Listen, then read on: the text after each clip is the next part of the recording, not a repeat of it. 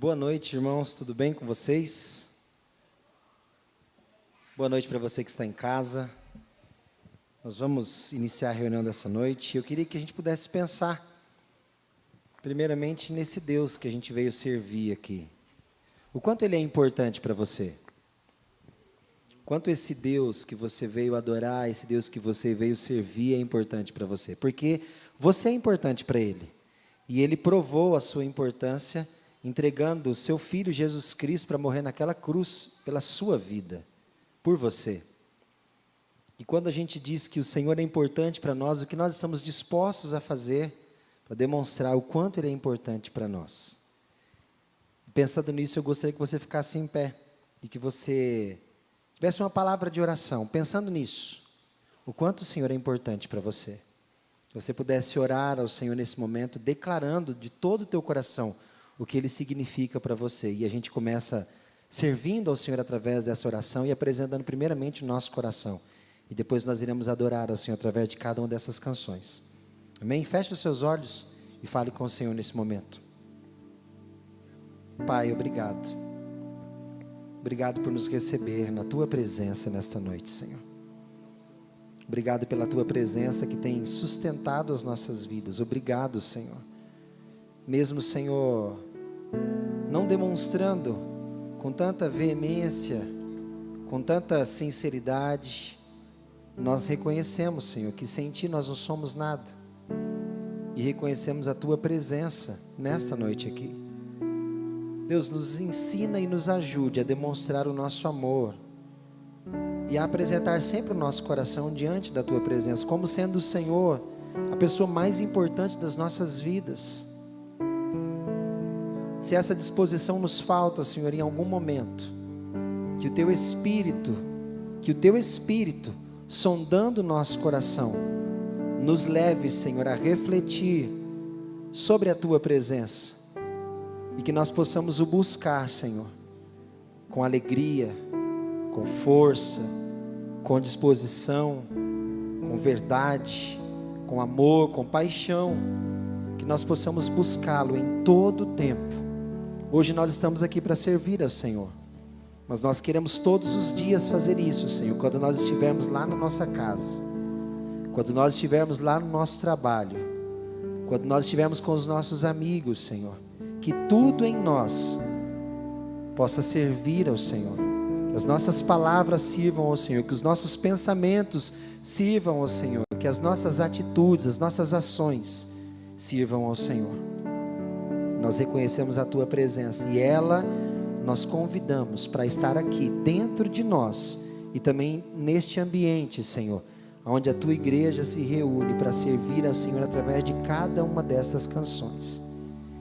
Que o Senhor nos abençoe com a Tua presença nesse momento, pois isso nós te pedimos em Teu nome, e em Teu nome nós queremos Te agradecer, Senhor.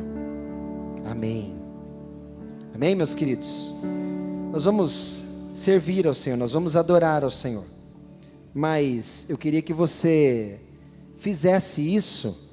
A gente sempre fala, mas vale sempre lembrar, de todo o coração.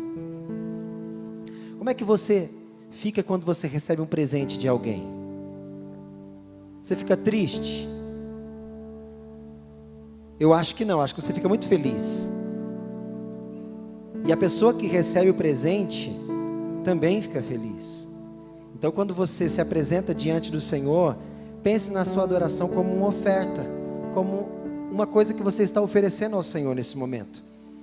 E se você está oferecendo, ofereça o seu melhor, para que Ele receba o seu melhor nesta noite, e também tenha a disposição, olhando para o teu coração, de ver que você o deseja, de ver que você o quer, de ver que você o busca, de ver que você o adora, que você o serve, para que Ele possa encontrar o teu coração, a tua vida e te abençoar como Ele deseja. Amém? Vamos adorar ao Senhor.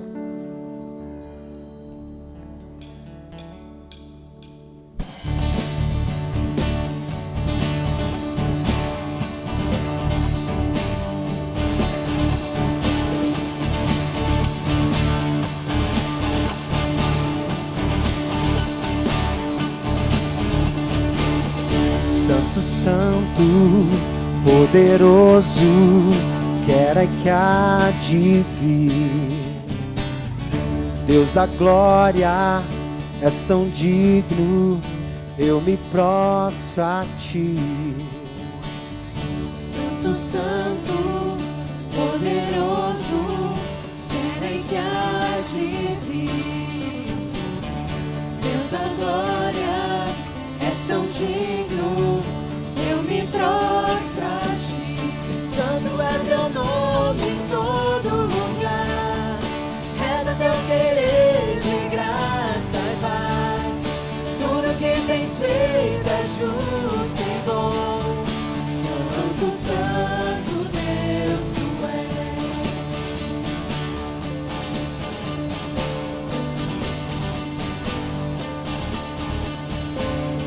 Santo, Santo, poderoso, quer que há de vir.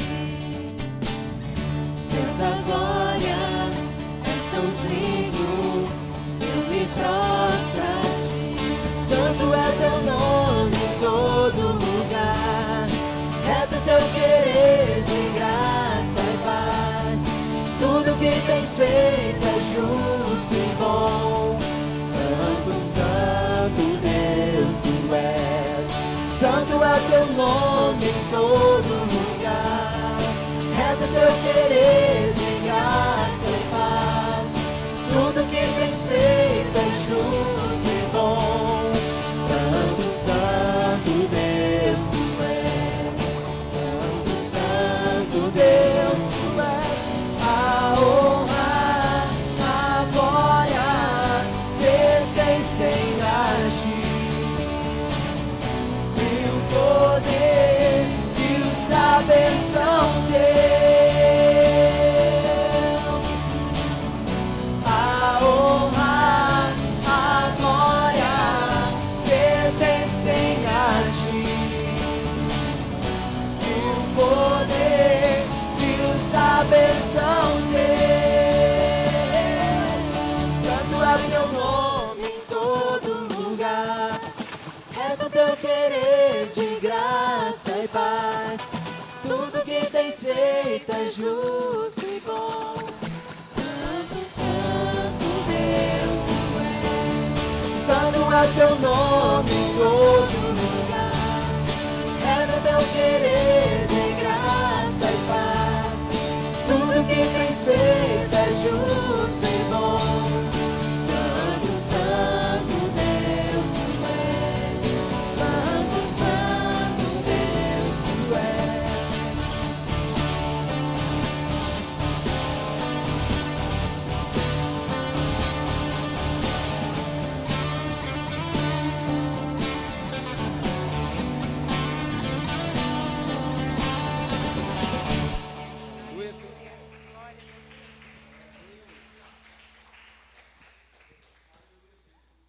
Vamos declarar a grandeza do Senhor através dessa próxima canção.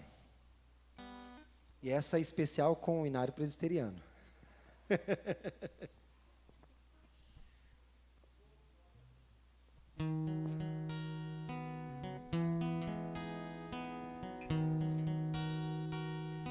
Senhor meu Deus, quando eu maravilhado os grandes feitos vejo de tua mão, estrelas, mundos e trovões rolando a proclamar teu nome não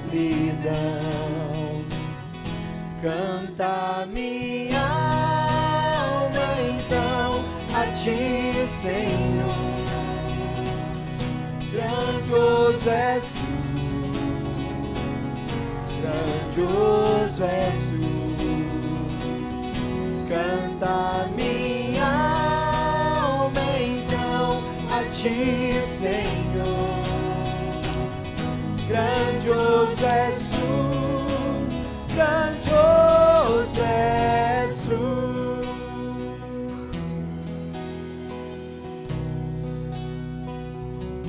Quando atravesso bosques e florestas, ouvindo a brisa pássaro a cantar, ou vejo além montanhas altaneiras, o teu poder em glória proclamar. Canta minha alma então a ti, Senhor. Grandioso és tu, grandioso és tu. Então minha alma canta a ti, Senhor. Grandioso és tu, grandioso és tu.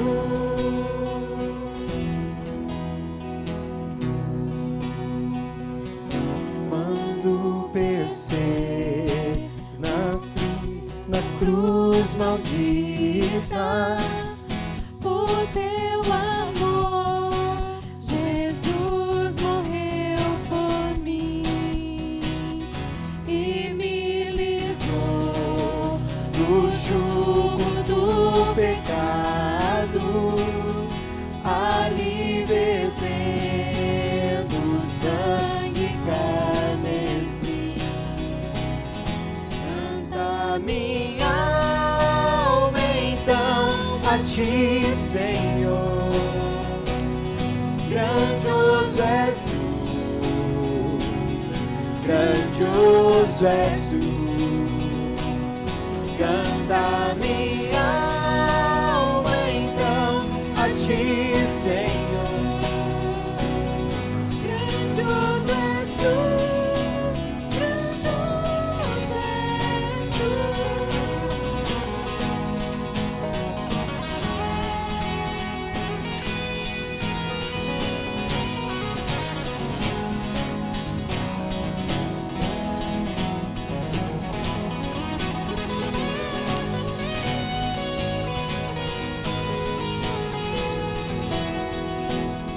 Quando afinal em esplendor e glória Jesus abrir as portas da mansão, eu hei de estar de joelhos entre os santos, na mais humilde vera adoração, e então cantar eternamente ali. Grandioso és tu, grandioso és tu. Então cantar eternamente ali. Grandioso és tu, grandioso és tu. Canta minha alma, canta minha alma então a ti, Senhor. Grandioso és tu, grandioso és tu. Canta minha alma então a ti, Senhor. Grandioso és tu, grandioso és tu. Aplaudimos a tua grandeza, Senhor, a tua presença, a tua majestade, a tua formosura. Adoramos e rendemos graças e louvores ao teu nome, Senhor. Aleluia. Somos a tua igreja, somos o teu povo.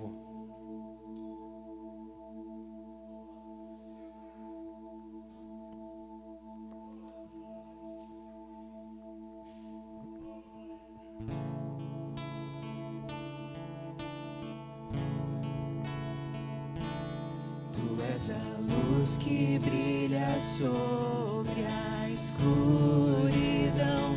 Tu és a paz que acalma todo coração. És o pão do faminto, a força do aflito. E nós somos teus pés e tuas mãos.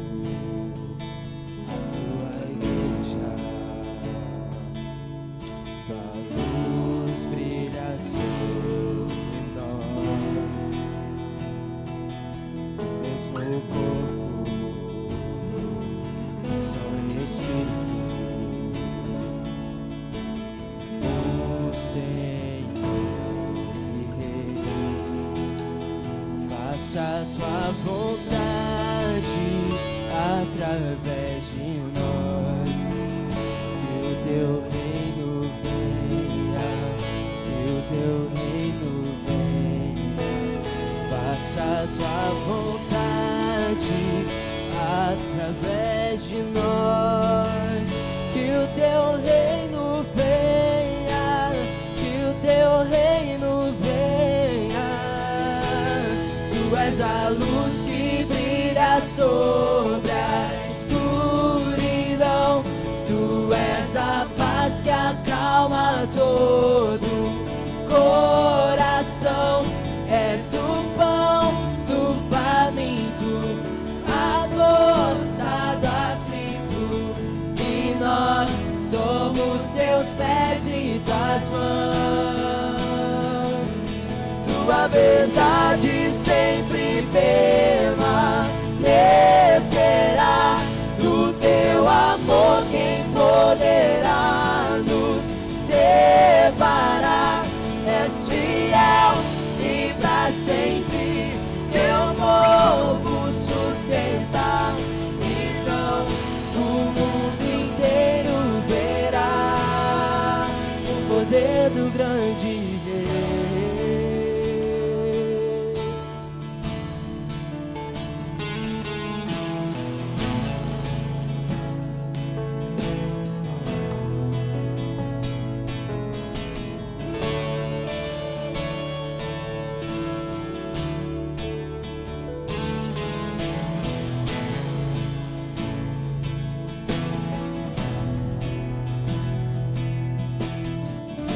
Justiça e paz se encontram, graça, alegria. Esse é o teu reino, esse é o teu reino. Justiça e paz se encontram, graça, alegria. Esse é o teu reino, esse é o teu reino de amor. Justiça e paz se encontram e nasce alegria. Esse é o teu reino, esse é o teu reino. Justiça e paz se encontram e nasce alegria. Esse é o teu reino, esse é o teu reino.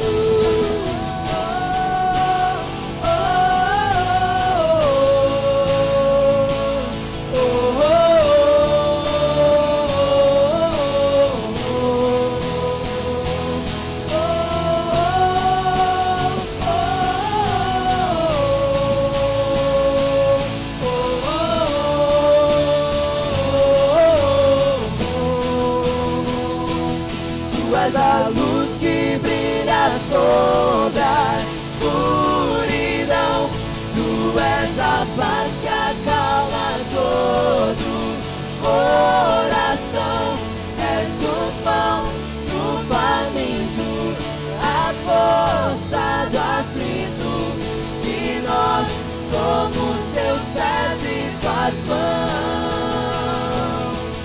Tua verdade sempre permanecerá.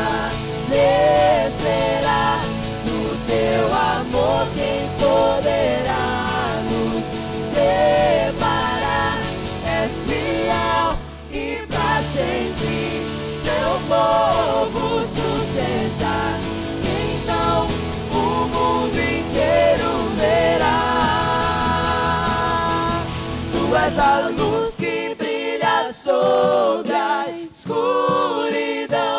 Tu és a paz que acalma todo coração. És o pão do faminto, a força do aflito. E nós somos teus pés e tuas mãos. Tua verdade sempre permanecerá. O teu amor quem poderá nos separar? És fiel e pra sempre teu povo sustentar. Então o mundo inteiro verá o poder do grande Rei. O poder do grande Rei. Aleluia, Senhor. Oh, Senhor, oferecemos tudo que está dentro do nosso coração ao Senhor nesse tempo, Senhor. Enquanto nós declaramos as letras de cada uma dessas canções, nós oferecemos o nosso coração ao Senhor. Recebe as nossas vidas, Senhor. Recebe, Senhor, as palavras. Recebe, Senhor, a adoração, os louvores. Que tudo, Senhor, chegue à tua presença como um cheiro suave, Senhor. Que esta seja a nossa essência. Que esta seja a nossa verdade, Senhor. As nossas palavras declaradas sejam a mais pura sinceridade do íntimo do nosso coração diante da tua presença. Aleluia.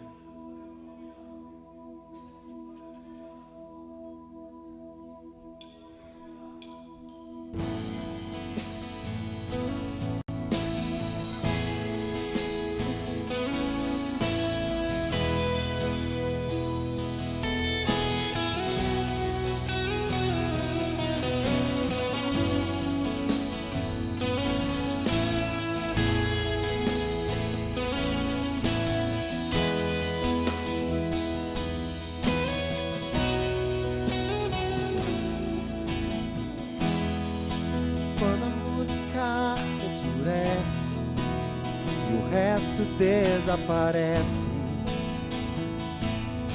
te chego, ansiando oferecer algo de valor pra abençoar meu coração.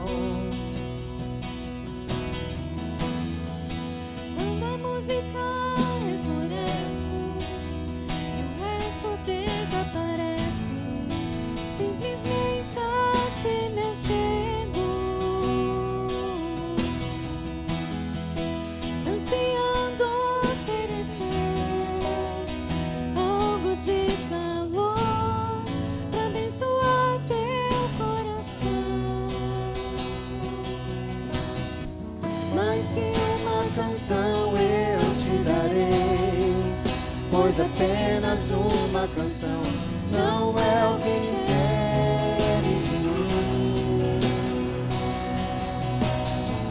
Mais profundo busca, Senhor, do que os olhos podem ver. Queres meu coração. Estou voltando à essência da adoração, e a essência és tu, a essência és tu, Jesus. Oh, me perdoa pelo que eu fiz dela, e a essência és tu, a essência és tu, Jesus.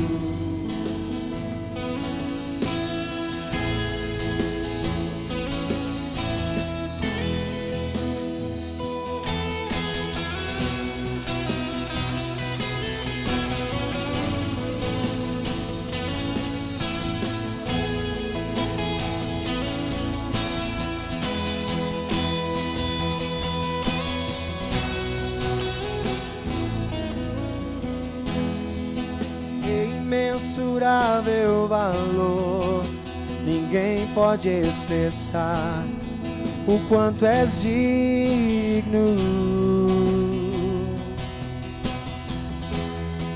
Embora eu seja pobre e fraco, tudo que tenho é teu, cada fôlego meu. Mais que uma canção eu te darei, pois apenas uma canção não é o que queres de mim. Mais profundo busca, Senhor, do que os olhos podem ver. Queres meu coração. Estou voltando à essência da adoração, e a essência és tu, a essência és tu, Jesus. Oh, me perdoa pelo que eu fiz dela, e a essência és tu, e a essência és tu, Jesus. La la la la, la la la la. A essência és tu, Jesus.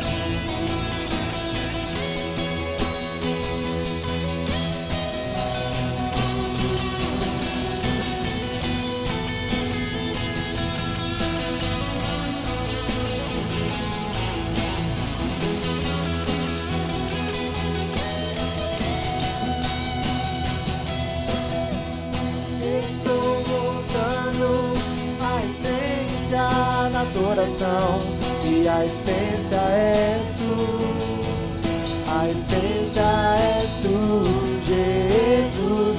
Oh, me perdoa pelo que eu fiz dela, e a essência és tu, a essência és tu, Jesus.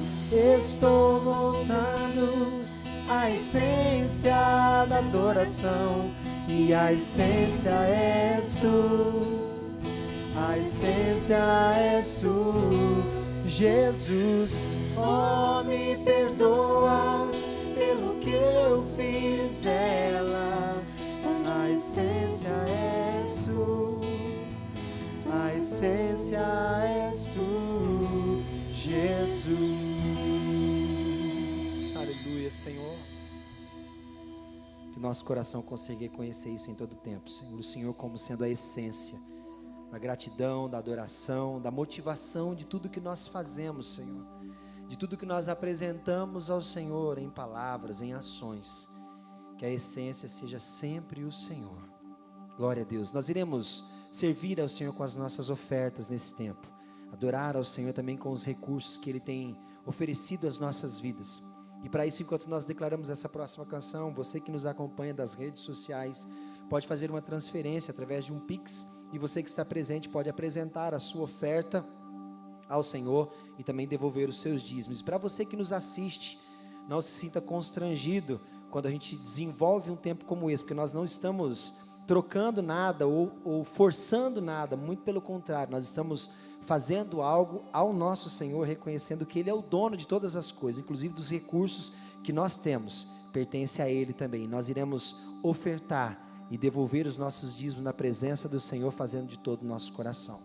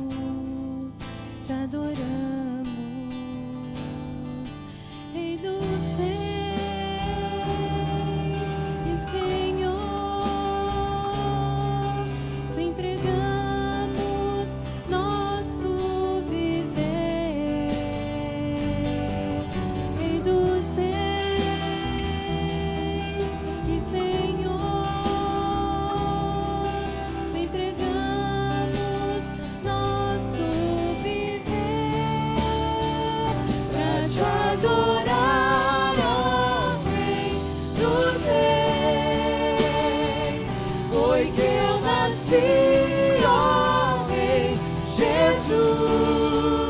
Meu prazer é te louvar, meu prazer é estar nos atos do Senhor. Meu prazer é viver na casa de Deus, onde flui o amor.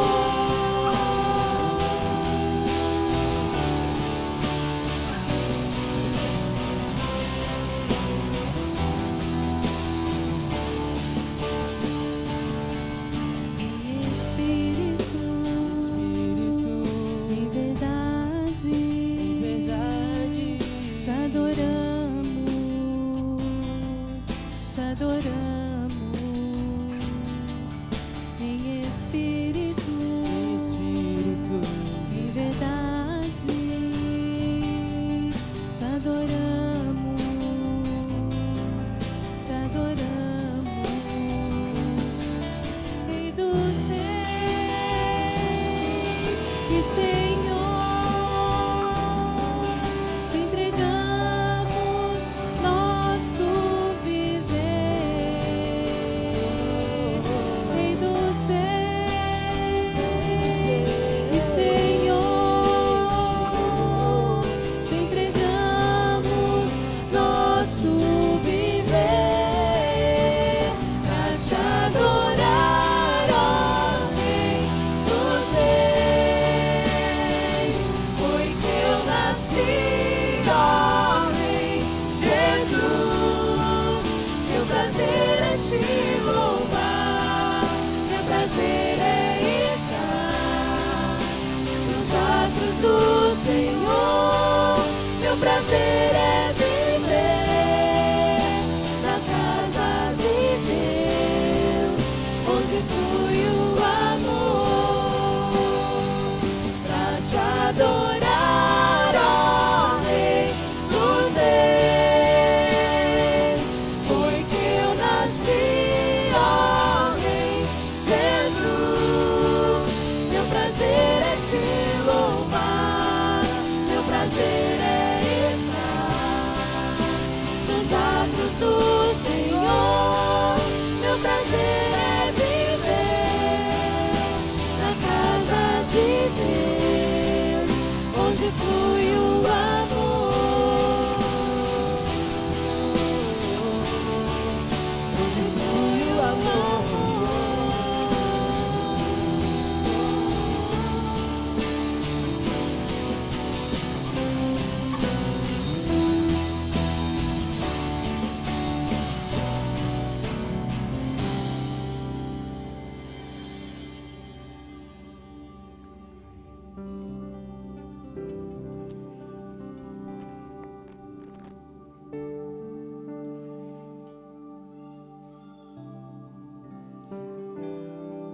Queridos, vamos honrar ao Senhor com mais uma oração. Depois as crianças vão descer e nós vamos continuar o nosso culto. Senhor, para nós é difícil te adorar como o Senhor merece, mas nós sabemos que o Teu Espírito Santo sempre nos assiste nas nossas limitações e intercede por nós com gemidos inexprimíveis. De maneira, ó Deus, que nós sabemos que o Senhor não nos olha a partir das nossas limitações e pecados, mas a partir da justiça do Teu Filho Jesus Cristo, que nos justificou, nos escolheu, nos separou para vivermos uma vida plena em Ti. É a nossa esperança nessa noite, e é por isso que nós ousamos chegar diante do Senhor, com toda a humildade, para engrandecer o Senhor junto com os anjos. Abençoa, Senhor Deus, o Teu povo que está reunido nessa noite, e que participa desse culto. Que a Tua graça desça sobre nós, através de alimento espiritual, instrução e direção, para que possamos Te amar melhor, Te amar mais, Te amar de uma maneira mais aperfeiçoada. Abençoa as nossas crianças, abençoa a nossa semana que está começando, que possamos vencer contigo. É a nossa oração, no nome de Jesus. Amém? Queria que você que está aqui, que vai participar do culto, por favor, se assentasse. E quem é criança vai sair, né? Quem até os 8 anos vai dar uma licencinha, por favor.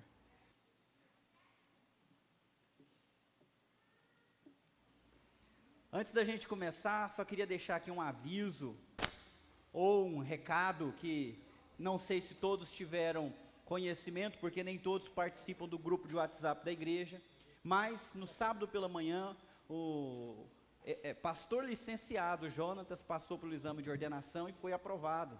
Então em breve nós vamos ter uma data para fazer o culto de ordenação do Jonatas, com certeza vai ser aqui na Nova Jerusalém, e vocês vão ficar sabendo, e eu tenho certeza que muitos que acompanharam ele durante esse tempo todo, né, que ele chegou na nossa igreja e que sonhava com a vocação, vão poder adorar e celebrar a Deus com muita alegria, porque é uma grande vitória para ele, e para a nossa igreja também, que investiu na vida dele. Ele se converteu numa outra igreja presbiteriana, mas desde a adolescência, né, cresceu e desenvolveu-se aqui na Nova Jerusalém. Glória a Deus por isso, né, irmãos? Amém? Eu queria convidar você para continuar conversando comigo sobre esse assunto aqui, sobre realinhar o nosso coração. É essa série que nós temos falado, porque o nosso coração é uma coisa tão sensível que ele se desalinha muito fácil. E ele é muito importante que esteja alinhado. Se ele estiver desalinhado, as coisas ficam complicadas. Nós não estamos falando isso por achar, mas por entender pela Bíblia que essa é a verdade. Por exemplo, você já deve ter decorado, se não decorou, está demorando de decorar, Provérbios 4, versículo 23. Vamos ler todo mundo junto? Acima de todas as coisas, guarde seu coração, pois ele dirige o rumo de sua vida. Isso é tão importante que eu queria exagerar mais, talvez te dar um susto aqui agora para você entender que isso é importante. Tem muita gente que pensa que a sua vida tomou o rumo que tomou por causa do pai, da mãe, da família, da escola, da classe social em que nasceu, ou por causa dos problemas que lhe aconteceram e que ela acha que não deveria ter acontecido, ou o contrário, porque não teve oportunidades, o que era para acontecer não aconteceu. Só que quando a gente olha para esse versículo, ele diz que acima de todas essas coisas, que são sim influência na nossa vida, o que mais influencia não é o ambiente externo, mas é o coração. É ele que define o rumo. E isso explica uma coisa que às vezes nos deixa intrigado. Como é que dois filhos da mesma mãe e do mesmo pai, tendo estudado na mesma escola, tendo como parente os mesmos parentes, um se ajeita no rumo certo e o outro vai para o rumo errado? Qual que é a resposta, meus irmãos? Coração. Eu falo isso para vocês porque hoje em dia muito se prega que o problema não está no coração do ser humano. O problema é a sociedade, o problema é o sistema, e com isso tira da responsabilidade de cada um a definição do rumo, as escolhas que cada um faz. A gente pode ser ofendido, mas escolher ficar ofendido é escolha livre de cada um, é responsabilidade de cada um. Isso é importante, acima de todas as coisas. Tem uma coisa que você deve olhar, não é a sua formação, mas o que o seu coração está fazendo com a formação que você teve. Não é o que aconteceu com você, mas como o seu coração está lidando com isso que aconteceu com você. Não é se te amam, se te rejeitam, mas como o seu coração reage a essa rejeição. Agostinho falou, e nós já repetimos várias semanas, que o amor é como a gravidade, ela nos atrai, aquilo que a gente ama, a gente busca, é um peso, nosso coração nos leva para onde ele quer estar, e ele vai se mover até o seu devido lugar. Por isso nosso coração precisa ser convertido para entender que é só em Deus que ele vai encontrar sossego, só em Deus ele é pleno, só em Deus ele é plenamente satisfeito. Enquanto isso nós vamos buscar aqui, buscar acolá, e vamos ter sempre inquietude e desassossego ao invés de descanso. O coração é um centro de controle do ser inteiro. E quando eu falo coração, eu imagino que vocês entendam que eu não estou falando do órgão que bate no seu peito. Nós estamos falando do amor. Nós estamos falando que o que nós amamos define a nossa identidade. O que nós amamos gera nossos sonhos mais profundos. O que nós amamos é o que nós priorizamos de verdade. Nem sempre nós priorizamos o que nós sabemos que devemos priorizar. Nós priorizamos o que nós, de fato, amamos. Isso me deixa muito inquieto comigo mesmo, porque às vezes eu olho para o meu dia, onde eu gastei o meu tempo e a minha energia, não é certo gastar tanto tempo nisso, mas é isso que o meu coração está, vamos lá pessoal, amando, buscando. Então é muito importante a gente pensar nisso. O que amamos define nosso senso de propósito, a nossa vida escorre para aquilo que nós amamos, sem fazer força. Nós não amamos simplesmente com os sentimentos, nós amamos com os sentimentos, nós amamos também com o nosso envolvimento físico, e nós amamos com os nossos desejos. É por isso que a gente propôs essa imagem aqui, para ajudar vocês a entenderem. Quando Deus estava querendo que o povo tivesse um direcionamento correto, Deus não estabeleceu decretos para serem obedecidos, mas Ele se colocou para ser amado. Ele diz: ame o Senhor teu Deus de todo o teu coração, com toda a tua alma e também de toda a força. Então, nós não só amamos com sentimentos, com coração, com desejos, nós amamos também com engajamento. Esse é todo o nosso ser, e tudo isso se envolve em amar. Não é só uma das coisas, mas todas as três funcionam como velas que conduzem as nossas vidas. Às vezes nós estamos envolvidos com algo que é um amor sentimental, às vezes nós estamos envolvidos com outra coisa que é desejo, e outra nós estamos envolvidos porque estamos envolvidos e aprendemos a estar engajados, né, e envolvidos nessas coisas. Então a gente precisa entender que a única coisa que a gente ama de verdade é aquilo que tem os três ao mesmo tempo. Qualquer coisa que você coloca na intersecção, isso aí você está amando de maneira integral, com o coração, né, com o engajamento, com o desejo, com a alma, que é sentimento, e com a força, que é engajamento. Só que, além de tudo isso, olhando para essa figura, tem outras possibilidades. Às vezes, a gente está amando mais ou menos com o desejo, com o coração. Às vezes a gente pode estar amando mais ou menos com o sentimento. Isso puxa a gente para lá e para cá. São três velas diferentes que forçam o nosso barco, forçam a direção dele. E é aí que começa a ter problema, desalinhamento na nossa vida. Por exemplo, na semana passada, o Jonatas trabalhou que se uma pessoa ama algo só com o coração e com a alma, mas ela não se engaja fisicamente, mentalmente com aquilo, ela vai estar vivendo um amor fraco ou frustrado, em relação a qualquer coisa. Por exemplo, Deus, que foi o que ele trabalhou mais no sermão passado. A pessoa ama a Deus com desejo, ama a Deus com sentimento, mas não ama a Deus com obediência. É um amor fraco, frustrado, incompleto, que não se traduz em ação e em prática. É um amor infrutífero, que não toca a realidade. E eu achei incrível o exemplo real que o Jonatas deu quando a mãe dele faleceu. Irmãos de outra igreja, cuja grande maioria nem sequer o conhecia, ao invés de ficar apenas orando por ele à distância, resolveram ir até ele, aonde ele estava, para orar por ele visivelmente. O Jonatas ouviu a voz dele. O Jonatas sentiu o abraço, o amor foi traduzido numa atitude que venceu uma distância geográfica. Vocês entendem isso? É bonito, né? Naquele dia, Jesus demonstrou o amor por Jonatas através do seu corpo, da sua igreja, aqueles jovens que lá estavam. Foi um amor completo, onde a força também estava envolvida. Esse é um amor que deve ser integral, mas quando não tem, ele é fraco ou frustrado. Hoje eu quero trabalhar com vocês uma outra configuração também muito possível. A pessoa amar a Deus ou ao próximo, ou um projeto, especialmente um projeto, com desejo e com engajamento de força, envolvimento de tempo, de energia, mas sem sentimento. Eu vou chamar esse de amor frio ou invisível, ou insensível. Ele tem alguns pontos positivos.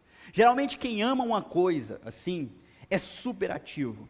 Ele demonstra empenho, ele demonstra paixão, ele está com um alto nível de comprometimento com aquela causa, com aquele projeto, com aquela ideia, um alto nível de engajamento. Ninguém tira ele daquilo ali. Só que tem um lado negativo. Essa pessoa é vazia de alma, vazia de sentimento, vazia de compaixão.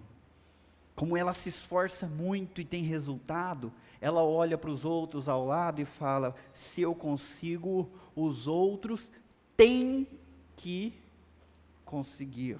Quem é envolvido por esse tipo de amor usa muito a expressão tem que, como se mandasse e dissesse o que os outros têm que fazer e pronto. Essa pessoa vai ter a incapacidade de se colocar na pele do outro, de sentir empatia, de compreender os sentimentos, as ideias e as ações da outra pessoa. Quando ela se colocar no lugar do outro, ela vai dizer simplesmente assim: eu no teu lugar faria... Vamos lá, gente, me ajuda. Como é que eu faria? Como? Imagine você tendo a mesma criação, as mesmas experiências, as mesmas fraquezas, os mesmos pensamentos. Como é que você ia fazer diferente? Você faria diferente se fosse você mesmo no lugar dela. Agora, se você fosse ela, você ia fazer o quê? A mesma coisa. Porque você seria ela. Com o mesmo jeito de pensar. Vocês entendem a diferença? Eu falei isso um tempo aí para um casal que estava aconselhando, a pessoa ficou assim, abismada. Porque ela nunca tinha se colocado no lugar do outro dessa forma, reconhecendo as fraquezas do outro que impedem ele de fazer o que ela faria, o que ela faz. Então, quem tem esse tipo de amor, que é coração e força só, sem alma, costuma ser uma pessoa que não tem empatia. Se por um lado ela é obstinada, por outro lado é cego de alma. É como um elefante numa cristaleira, dizia o povo lá de Minas Gerais. Você consegue imaginar um elefante numa cristaleira, o estrago que faz? Eu pensei numa outra ilustração. Ele tem a força de uma escavadeira e o controle de um balão. Você sabe qual é o controle do balão? Se for pensar na bexiga que a gente solta, qual é o controle que ele tem?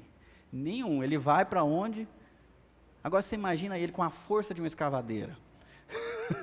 O estrago que causa. Se nós pensarmos no balão que as pessoas usam para subir aí e pedir os outros em casamento lá de cima, não sei que gosto que é esse, né? O que o negócio faz? Eles esquentam o ar, ele sobe. O ar começa a esfriar, eles descem. Precisa esperar esfriar. Se precisar esfriar logo, já era. Não tem controle para a direita, para a esquerda, é para cima e para baixo e devagar. É isso que eu estou falando, a força de uma escavadeira, o controle de um balão, é quando alguém ama algo. E esse tipo de amor costuma se expressar especialmente em relação a causas, projetos, ideias, filosofias, ideologias. Vocês vão perceber o que eu estou falando. Na semana passada, Jonatas pregou para nós falando de Pedro como um exemplo de amor fraco e frustrado, que dizia: eu te amo, Jesus, os outros vão te abandonar, mas eu não, porque eu te amo demais, eu te amo melhor. E na hora do vamos ver, ele foi o único que negou 3 vezes, conforme Jesus tinha predito. Ele ficou de longe olhando e negou o mestre 3 vezes. O exemplo bíblico de amor frio e insensível hoje é o apóstolo, aliás, antes de ser apóstolo, Saulo de Tarso. Um homem obstinado, apaixonado, engajado, completamente insensível, perigoso e destrutivo. Porque ele amava uma causa com muita força, com muito desejo e com muito empenho. Ele era extremamente zeloso da lei judaica, fariseu, e ele perseguia Jesus como um blasfemo e amaldiçoado. Saulo conhecia o versículo bíblico que dizia: maldito aquele que for pendurado no madeiro. Então ele reconhecia que Jesus Cristo era um homem amaldiçoado de Deus, era uma blasfêmia alguém dizer que ele era o Filho de Deus, alguém dizer que ele era o Messias. Então ele perseguia toda a igreja de Jesus Cristo, porque ele considerava que estava honrando a Deus dessa forma. Esse amor é extremamente perigoso. Eu quero que você acompanhe comigo a leitura, lendo onde está amarelo, Atos 26, versículo 9, palavras de Saulo. Ele dizia: eu costumava pensar que era minha obrigação empenhar-me em me opor ao nome de Jesus, o Nazareno.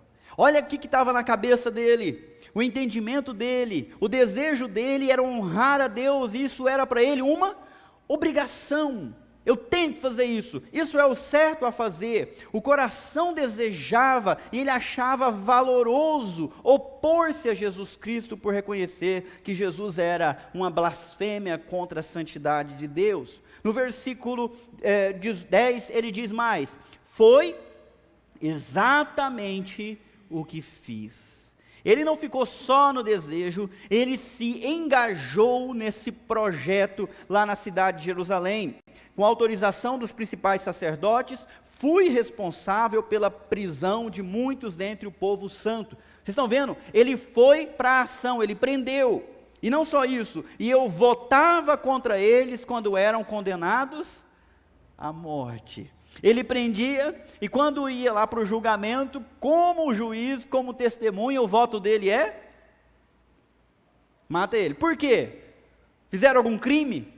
Mataram alguém? Roubaram? Qual que era a razão que ele mandava matar essas pessoas? Elas eram seguidoras do tal maldito Cristo. Era essa a razão. Vocês percebem como é que uma pessoa que tem paixão e engajamento pode ser perigosa? Perigosa para quem está ao seu lado. Ele diz mais no versículo 13. Aliás, deixa eu voltar aqui e falar uma coisa importante para vocês. Talvez você esteja vivendo e não tenha percebido que esse é um amor muito popular hoje. Isso está se tornando tão comum, que às vezes você é infectado com esse tipo de religiosidade, de radicalismo, sem perceber. Porque não é feito de uma hora para outra. Começa com consentimento.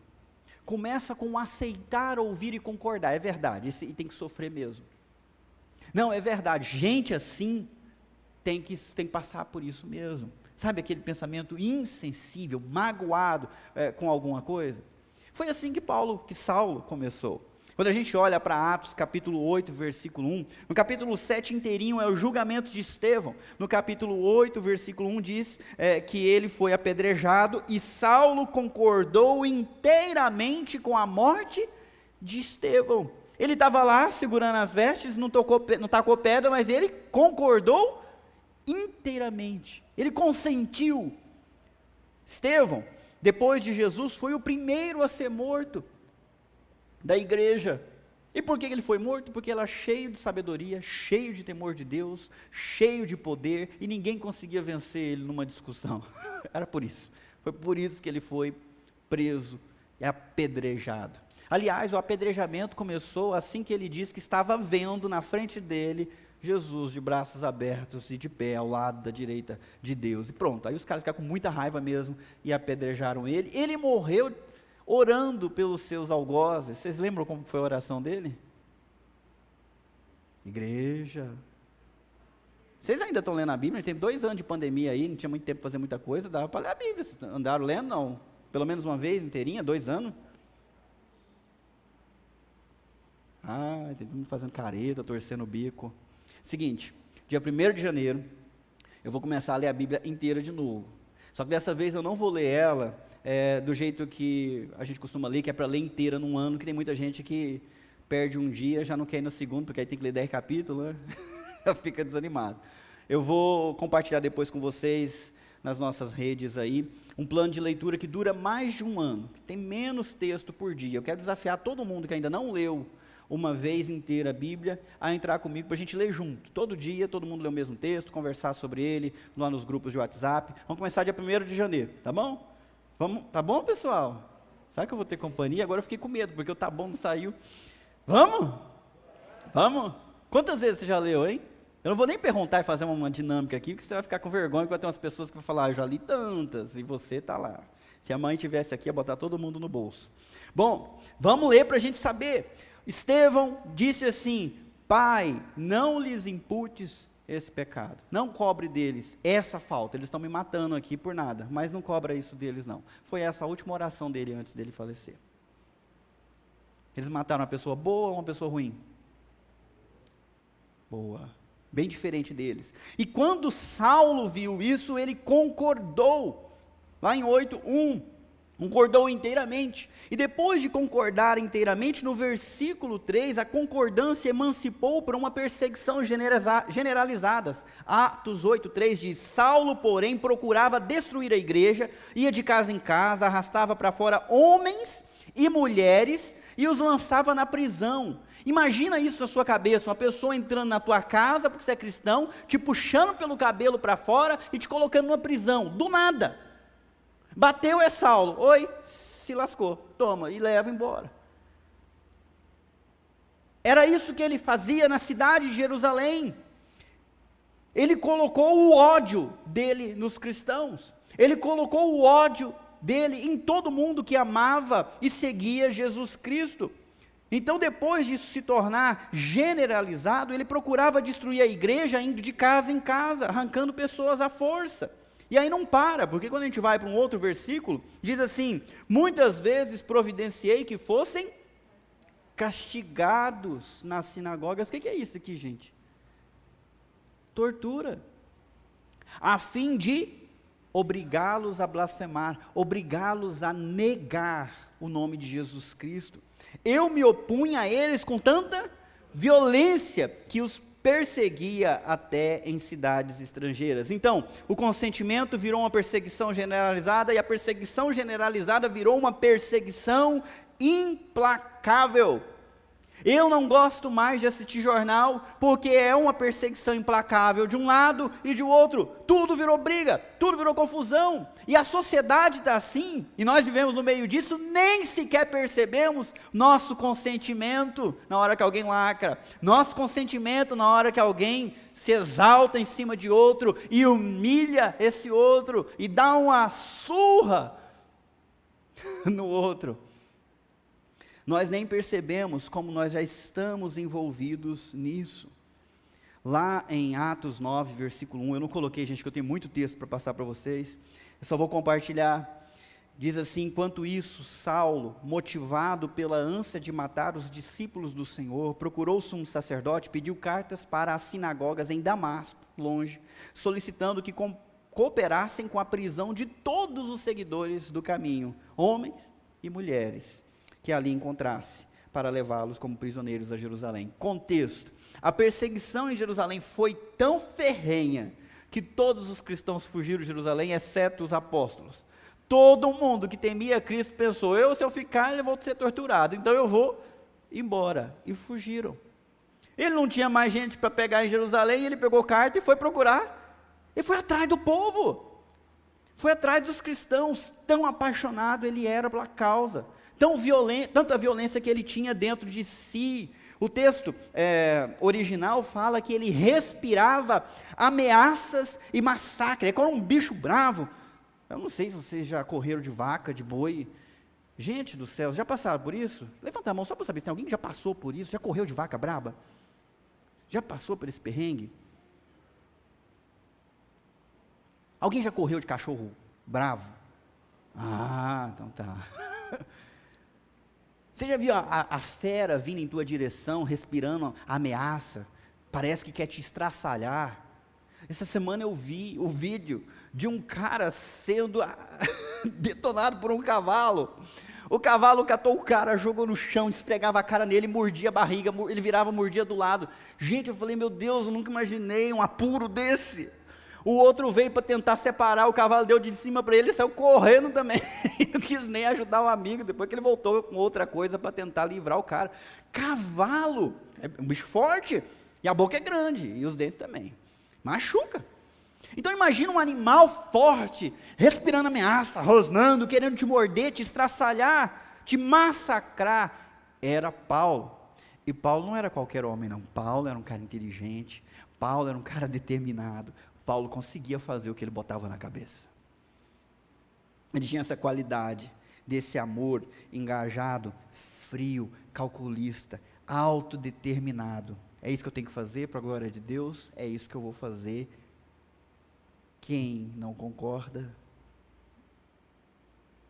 Era bem isso. Eu ia falar de algumas imagens de massacre que vocês viram essa semana, mas não vou falar não, porque eu tenho muita coisa.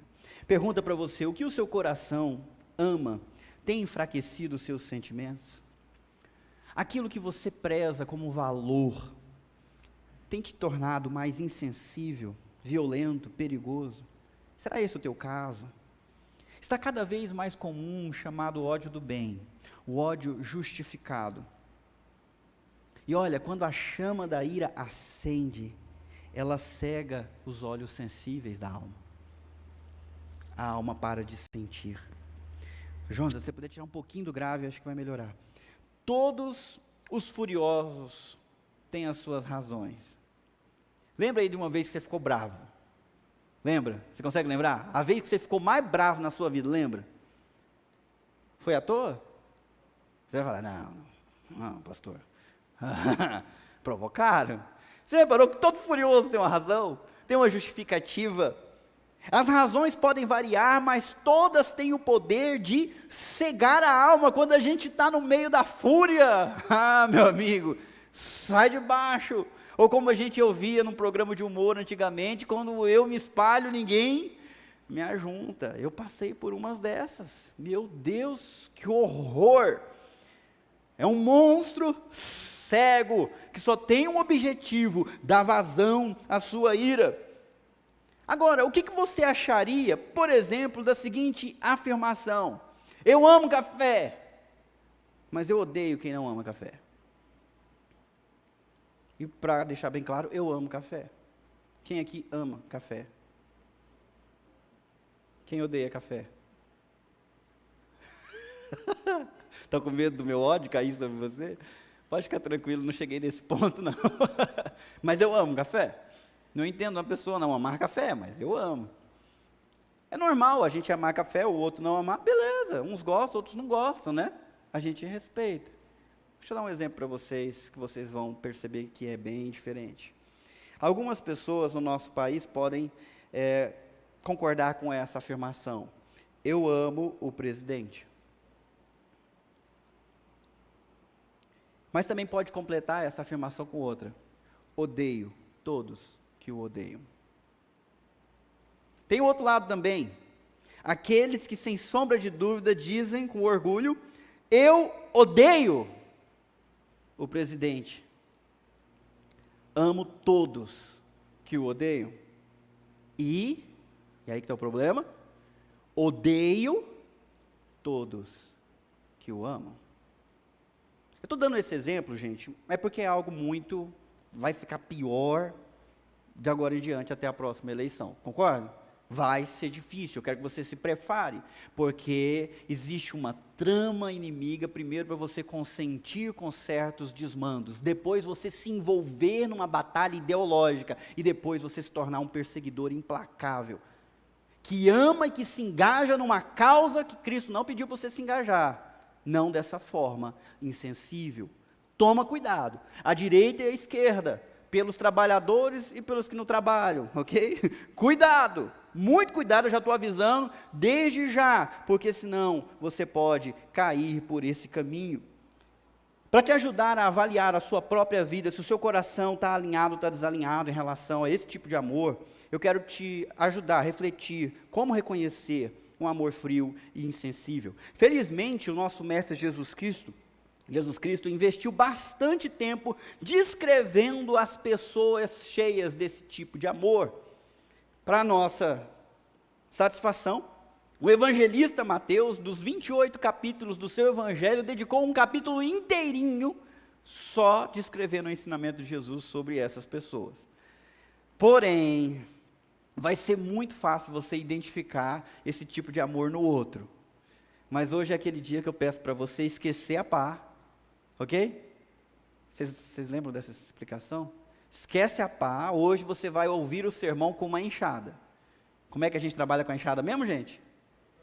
É para mim, é para mim, é para mim. Na hora que vinha a tentação de pegar nisso aqui, aí você guarda a pá de novo, não é para mim. E puxa com a enxada. Para quem que eu estou falando? Ah, obrigado. Para mim. Para quem que é o texto bíblico hoje, Deus está trazendo um recado para quem, meu querido? Para você. Deus marcou um encontro contigo. 14 características de corações frios, seus donos. Amanhã a gente termina, vamos começar? 14. Vamos lá, primeira. Se acham os donos da razão, que é um outro jeito de dizer que amam suas razões. Cuidado você que é cheio de si, ao ponto de ter opinião sobre tudo, e de achar que com certeza a sua opinião é, sem sombra de dúvida, a certa. Vamos lá. Os mestres da lei e os fariseus ocuparam o lugar de intérpretes oficiais da lei de Moisés. Portanto, pratiquem tudo o que eles dizem, obedeçam-lhes, mas não sigam o seu exemplo, pois eles não fazem o que ensinam. Jesus está falando de um grupo muito comum e muito badalado na época dele. Um grupo religioso que tinha sobre si o grande orgulho de ser os verdadeiros intérpretes da lei de Moisés. O texto fala que eles se assentaram na cadeira de Moisés lá no original. Ou seja, Moisés recebeu a lei das mãos de Deus e deu para o povo. E eles pegaram depois a cadeira vazia de Moisés e falou: pois é, nós vamos explicar para vocês o que Moisés recebeu.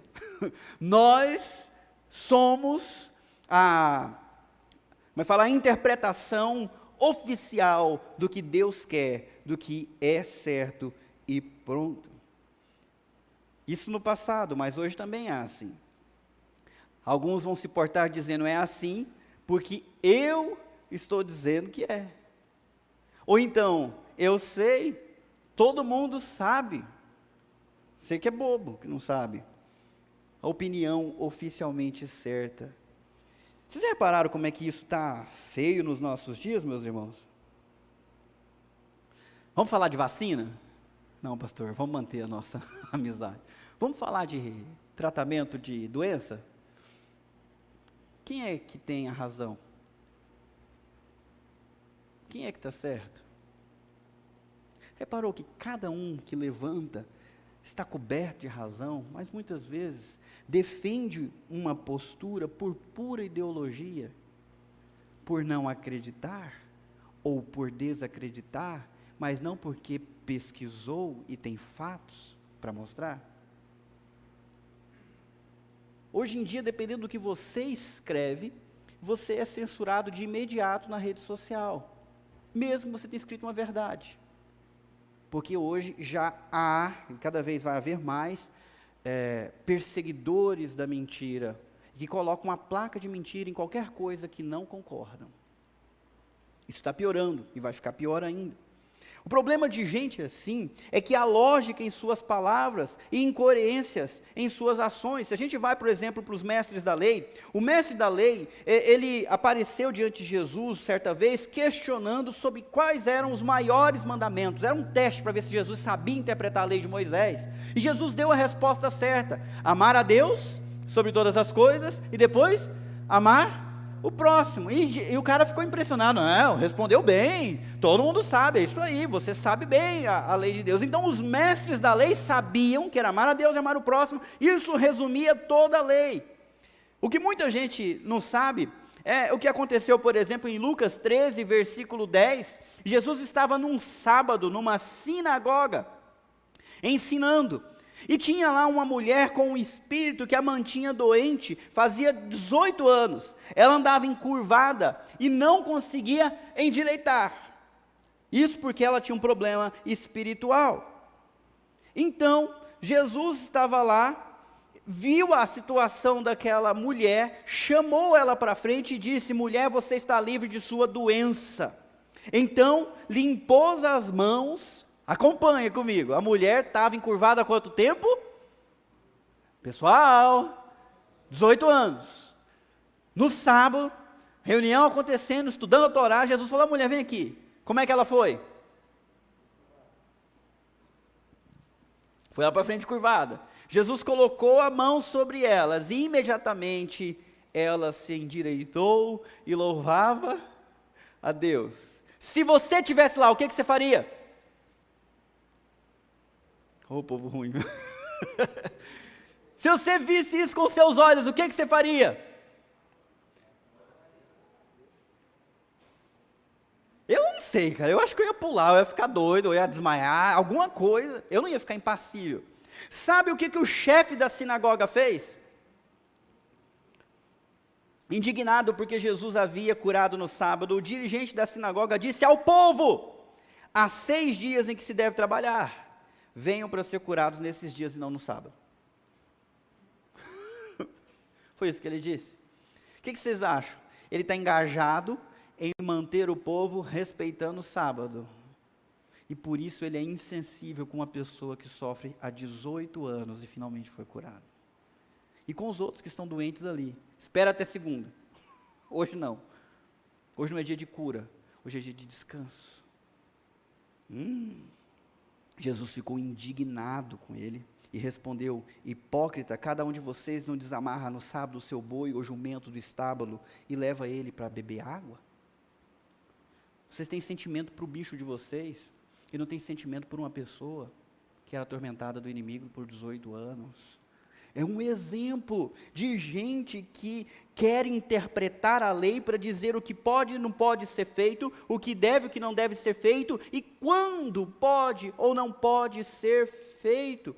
Eles ficaram super envergonhados porque não podiam negar. Eles davam água para o bicho, mas não queria deixar uma pessoa ser ajudada no sábado. Isso é impressionante. Outra característica, além deles se acharem os donos da razão, costumam ser extremamente exigentes. Vamos lá, leiam comigo. Oprimem as pessoas com exigências insuportáveis e não movem um dedo sequer para aliviar seus fardos. É para você trabalhar com o que mesmo? Qual que é a ferramenta, pessoal? A enxada. Então vamos lá. Como é que você fica diante disso aqui? Alguém já te chamou de chato? Porque se chamou você de chato alguma vez, cuidado que você está namorando com esse amor aqui. Tem uma mulherada aí que às vezes é chata com a casa. Cuidado, a limpeza não pode se tornar uma causa que te faça insensível. Porque num dia que alguém deixar o negócio bagunçado, você limpa, bota todo mundo para fora e tranca. Aí nunca mais bagunça. Agora a minha casa fica do jeito que eu quero. Pé, mas a casa era para quem? Você tinha limpado para quem? Vocês entendem? É fácil cair nesse negócio e ser extremamente exigente. Naquela época, nada de cura aos sábados, nada de carregar o leito nos sábados, nada de debulhar uma espiga para comer no sábado. Eles criticaram Jesus, eles criticaram os discípulos de Jesus por terem feito essas coisas. Eles não davam uma chance para as pessoas, era exigência, exigência, exigência, exigência. As pessoas nunca se sentiam amadas e aceitas por Deus, porque elas deviam muito, elas não conseguiam se portar como um escriba e um fariseu se comportava. Hoje, isso se manifesta porque, de uma maneira que muitos fazem aí, pensa como eu penso, ou está de fora. E nós temos hoje uma sociedade facilmente excludente. Nós temos uma cultura do cancelamento que trabalha muito bem. Já foi convidado? Vamos fazer aqui essa pessoa famosa. Vamos cancelar esse aqui porque ele pensa assim assado, porque ele sente assim assado. Já participaram disso aí no Facebook? Acontece no de vocês ou só no meu? Alô, pessoal? Acontece? Então, eu estou vendo os olhinhos deles puxando, eu acho que vocês estão rindo por trás da máscara. Vamos lá, mais uma. Adoram se destacar. Leiam vocês. Tudo o que fazem é para se exibir. E aí eu leio: usam nos braços filactérios mais largos do que de costume e vestem mantos com franjas mais longas. Gostam de sentar-se à cabeceira da mesa nos banquetes e de ocupar os lugares de honra nas sinagogas. Aqui, graças a Deus, um que gosta de aparecer é o Rodrigo, mas ele não consegue nem evitar isso, né, Rodrigo? É muito alto. Mas naquela época, quem não tinha a altura do Rodrigo, mas queria se destacar, o judeu costumava andar com umas caixinhas, e dentro das caixinhas tinham textos da Torá, versículos. É essa caixinha que é chamada de filactério. Só que ao invés de ter uma caixinha, como todo mundo tem uma caixinha, eles faziam uma caixona. Então ele anda com aquela caixona. Nossa, esse é mais espiritual, porque ele tem uma caixona. Né? Os mais dedicados caprichavam nas suas roupas cerimoniais de ir para o templo, mas aqueles que queriam se destacar faziam elas mais longas, com franjas mais suntuosas, né? Ao invés de sentar na mesa, na lateral, onde todo mundo se perde ali, ele queria sentar na cabeceira, que ele ia ganhar mais notoriedade, ser mais importante, mais bem visto pelos outros. Isso naquela época. Hoje, nós temos uma febre por originalidade. Ninguém quer ser igual ninguém. Aí pinta o cabelo de abóbora, de laranja. Todo mundo quer ser diferente. Todo mundo quer ser original. Meu querido, mesmo que você tenha um irmão gêmeo, ele não é igual a você. Você já é.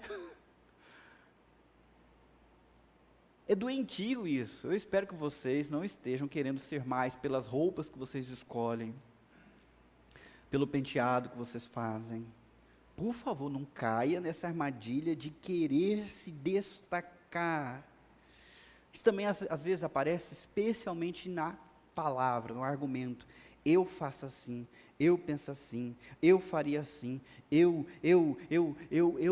para tudo quanto é assunto, eu. E eu tenho que falar, eu não consigo só ouvir. Menos, por favor, menos. Mais uma. Querem ser adorados. Versículo 7, vocês de novo. Enquanto andam pelas praças e de ser chamados de rabi, que é mestre, não deixam que pessoa alguma os chame de rabi, é a instrução de Jesus, pois vocês têm somente o mestre, e todos vocês são irmãos. Não se dirijam a pessoa alguma aqui na terra como pai, pois somente Deus no céu é seu pai. Olha, naquela época, eles gostavam do tratamento formal de rabi. Hoje também tem gente que não aceita que trate ele com menos que o título que ele conquistou. Me chama de doutor. Olha lá como é que se dirige para mim. Excelência. Excelência, o senhor é um canalha. A gente já viu isso em alguns lugares por aí. Mas tem que ter o excelência, beleza. Sempre quando chamou de excelência, pode chamar de canalha depois. Já viram, gente, né? Nos nossos plenários. O povo, às vezes, para me zoar, me chama de reverendo. Pode parar, viu? Prefiro o Edinho. Reverendo significa digno de reverência. Né? Gostam do tratamento formal. Mas se você não é assim, você também pode cair nessa armadilha, quando você cai na tentação, para quem está na rede social, das visualizações, das curtidas, dos comentários e dos compartilhamentos. Ninguém viu minha foto, ninguém compartilhou a foto com a minha filha, ninguém me nota, ninguém me ama, ninguém me quer, que desejo de ser amado e adorado. Jesus diz que todos nós somos alunos do mesmo mestre, então não se aceite a alcunha de mestre, você é aluno, o outro do teu lado é aluno também. Todos nós somos irmãos, filhos do mesmo pai. Então você pode ser um bom irmão ou um péssimo irmão, mas você nunca será o pai. Você nunca pode ser Deus de ninguém. Você nunca deve querer ser adorado por ninguém, senão você pode cair nessa armadilha. Mais uma, 5, querem ser amados e servidos por muitos, ao invés de amar e servir a muitos. Não deixe que pessoa alguma os chame de mestre, pois vocês têm somente um mestre, o Cristo. E aí? Deve ser servo dos outros, pois os que se exaltam serão humilhados, os que se humilham serão exaltados. Eu queria ter mais tempo para destrinchar tudo isso aqui para vocês, mas Jesus está invertendo completamente essa ideia comum de quem é infectado por esse amor insensível, que se coloca como maioral, que quer ser servido pelo máximo de pessoas, e com isso ele se sente importante, reconhecido, todo mundo querendo ajudar, todo mundo querendo ficar do meu lado, é isso que eu quero. Mas Jesus fala, não é assim que vocês devem fazer. Quem quer ser o mais importante, quem quer ser realmente grande, que se torne o menor, que sirva o máximo de pessoas. De outra maneira, é dizer assim, a grandeza não está na quantidade de pessoas que o exaltam, mas na quantidade de pessoas que você consegue servir e exaltar e influenciar a vida delas. Por que Jesus é o maior?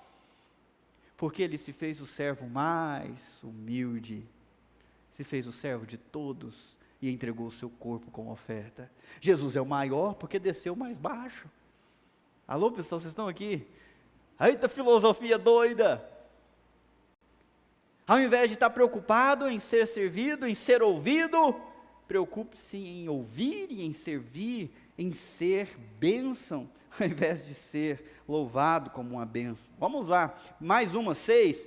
Fecham as portas ao invés de abrir portas. Que aflição os espera, mestres da lei, fariseus, hipócritas. Vocês mesmos não entram e não permitem que os outros entrem. Gente que se torna um obstáculo, não um trampolim, que cria dificuldades para as pessoas e não facilidades para as pessoas.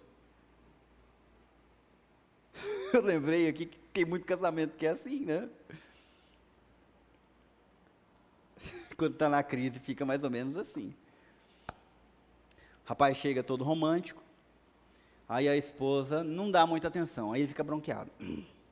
Aí ela percebe que ele ficou bronqueado e vem tentar fazer um agrado. Aí ele, não quer saber de você mais. Pronto, aí já começou. Começou o ciclo. Começou o obstáculo. Não, agora eu vou dificultar. Não quis, do jeito que eu queria, agora vai ficar mais difícil. Escreveu, não leu, né? Agora. Semi-analfabeto. Escreveu, não leu, só sabe escrever. Eu não sei por que eu dou atenção para o Leandro, gente. Mas é muito comum. Quando a gente está nesse espírito insensível, a gente cria caso, a gente cria dificuldades, a gente cria problema, a gente encontra razão para ficar chateado. E para não aproximar, para não ajudar, para não sentir misericórdia daqueles que nós não queremos sentir misericórdia. Por conta disso, a pessoa ela não consegue avançar, ela é falsa, ela impede outros de experimentarem a verdade. Jesus fala desses fariseus que tinham conhecimento da lei de Deus, não abraçavam aquilo com paixão e acabavam se tornando um impedimento, que não deixava os outros nem entrarem para experimentar a verdade de Deus. Imagina se nós como igreja nos tornarmos isso, gente que dificulta, gente que cria problema. O que vocês acham? Será que é esse o nosso papel? De jeito nenhum. Nós devemos pregar a verdade, mas não criar mecanismos para atrapalhar as pessoas. Mais 7, com seu discurso tentam disfarçar sua crueldade e desonestidade, e elas vão piorando, né? Jesus diz que a aflição os espera, mestres da lei, fariseus, hipócritas.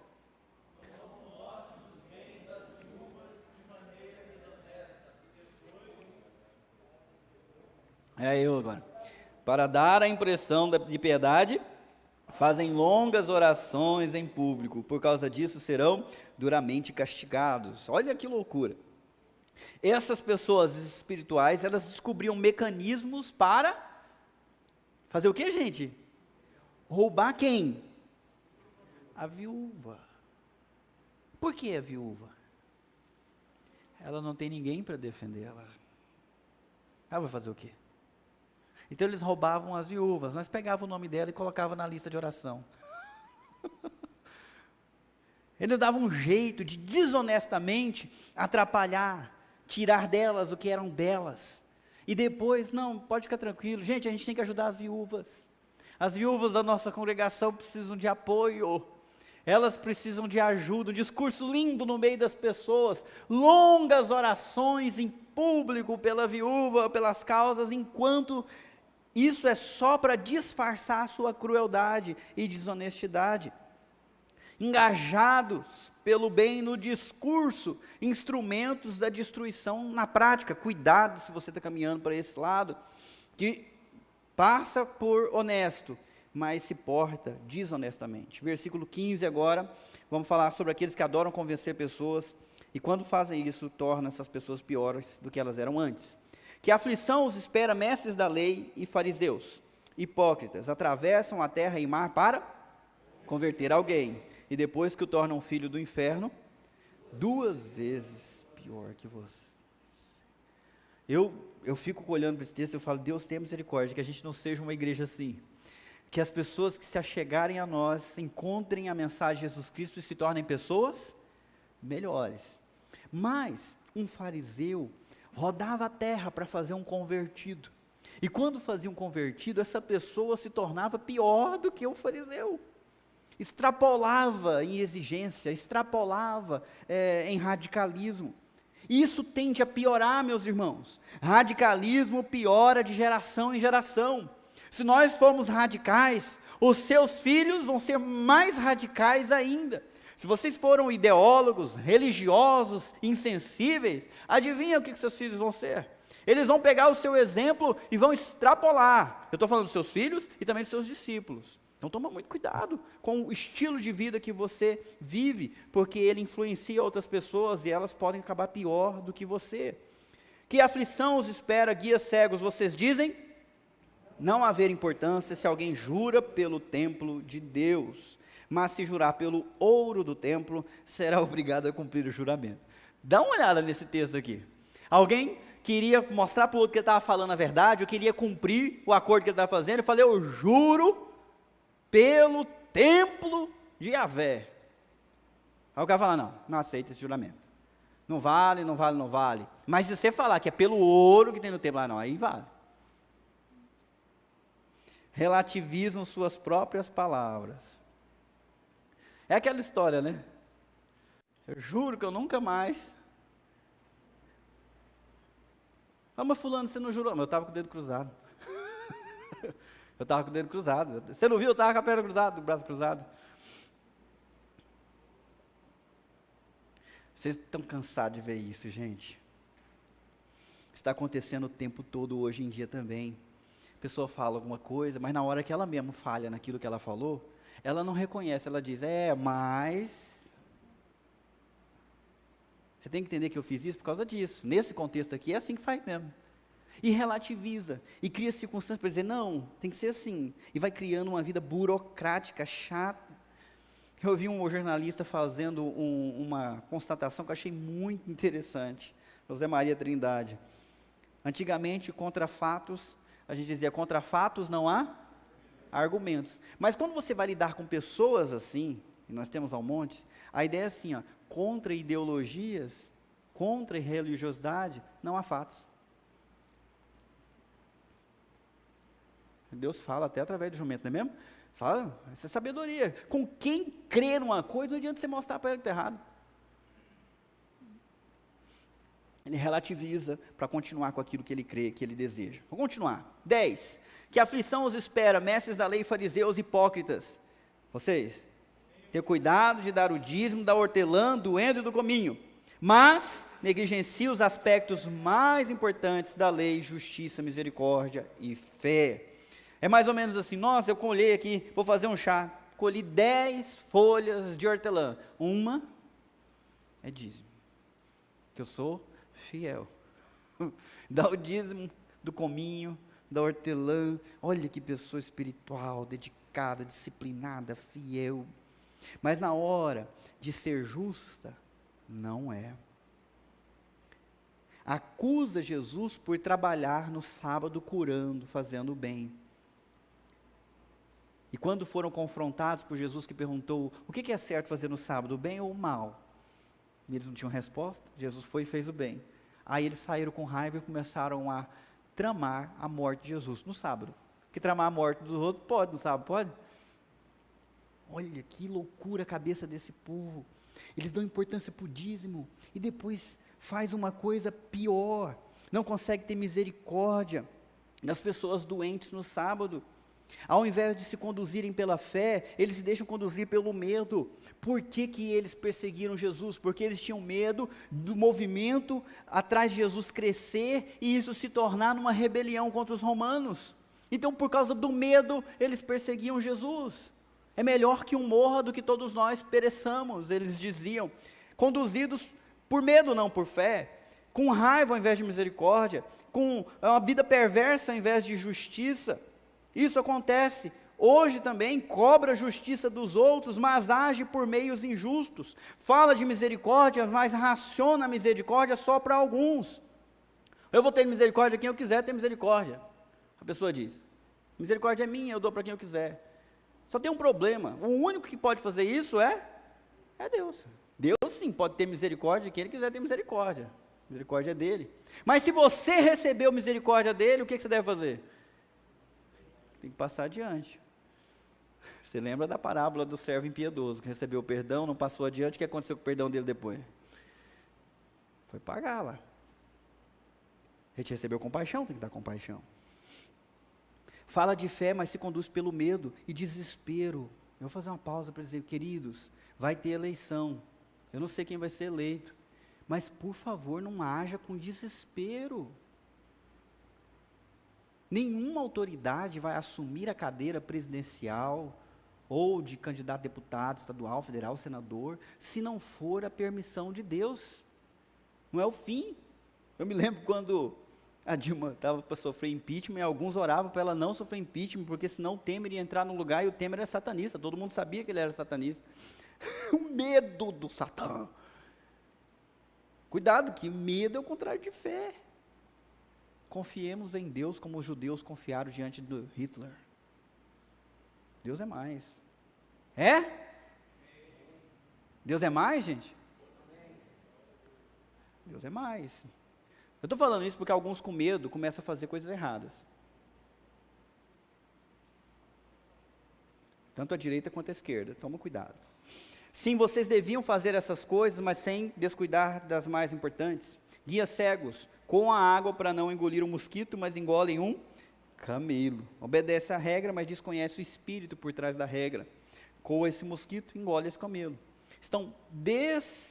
Não estavam tão preocupados com o pecado de blasfêmia e acabaram matando o Filho de Deus por dizer que ele blasfemou. Aí quem cometeu a pior blasfêmia? Eles que mataram o Filho de Deus e não reconheceram ele. Estou quase acabando, gente, vamos lá. Que aflição os espera? Mestres da lei, fariseus, hipócritas, vocês.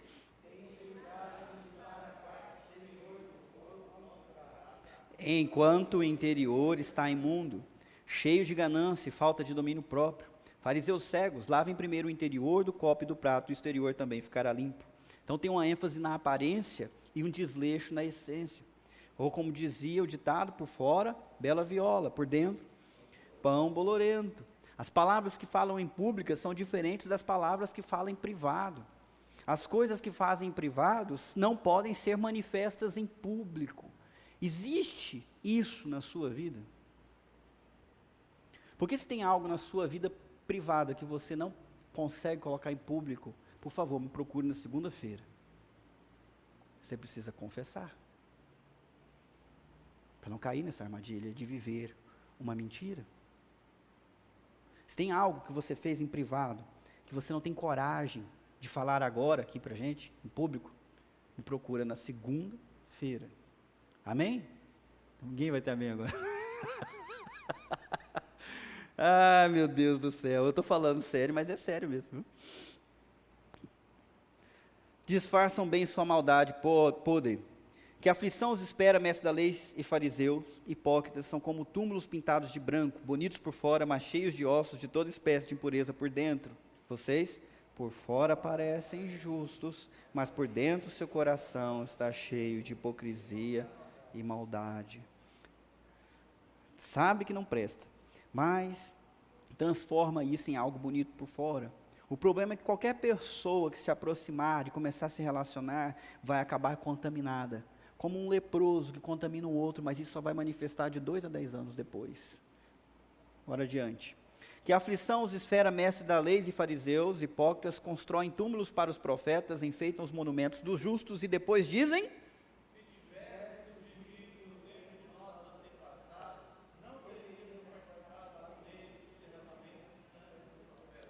quem é apaixonado ideologicamente acha que essa é a geração mais inteligente que já passou pela Terra. Nós somos a melhor geração. O ser humano e a sociedade está num progresso contínuo, não é verdade, pessoal? Nós temos a melhor tecnologia, nós temos a melhor ciência, nós somos melhores. Nós olhamos para o passado, dizendo como que eles puderam fazer isso, como que eles puderam fazer aquilo, e nos julgamos melhores do que os nossos antecessores. Esse é um problema de quem segue uma ideologia, uma religiosidade vazia. Acha que é mais, acha que é melhor. Você que é adolescente jovem, por favor, nunca trate o teu pai, tua mãe, teu avô, tua avó como quadrado, como ignorante. Não faça isso. Não faça isso, porque se você fizer isso, na realidade o que você está fazendo é confirmando que você é uma fruta que não cai longe da árvore. Ao dizer isso, porém, testemunham contra si mesmos que são de fato descendentes dos que assassinaram os profetas. Vão e terminem o que os seus antepassados começaram. Serpentes, raça de víboras, como escaparão do julgamento do inferno? Não se ache melhor do que aqueles que foram antes de você, porque senão você vai repetir os mesmos erros e ainda vai extrapolar no que faltou de ruim para as gerações anteriores. A gente olha, nossa, como que Hitler foi capaz de matar tantos judeus? Gente, quanta gente morre por dia em briga? Em desavença? Esse dia eu vi aí uma notícia de um rapaz, que a moça terminou com ele, começou com outro namorado. Ele era tão apaixonado por ela, mas tão apaixonado por ela, que ele foi na casa, matou a mãe dela, depois foi no trabalho dela e matou ela também. Que geração, não?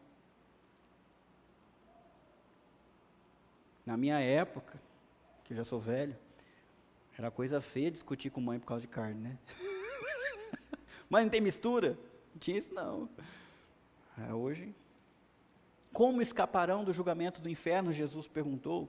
Cuidado com esse tipo de amor frio e insensível. Ele não é só perigoso para os outros, ele é extremamente perigoso para a própria pessoa. Quem que vai julgar isso? Essa insensibilidade.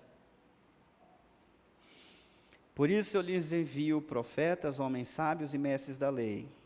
Vocês crucificarão alguns, açoitarão outros nas sinagogas, perseguindo-os de cidade em cidade. Como resultado, serão responsabilizados pelo assassinato de todos os judeus, de todos os templos. Não se preste ao papel de perseguir ninguém, de falar mal de ninguém, de ofender, de xingar, de bater, de isolar, de cancelar. Não se preste ao papel de privar alguém de compaixão. Não faça isso. Vou fazer uma pergunta chata aqui. Não precisa responder, faz cara de paisagem. Se o Alexandre de Moraes batesse na sua porta, morrendo de sede, literalmente, morrendo de sede, o que você faria?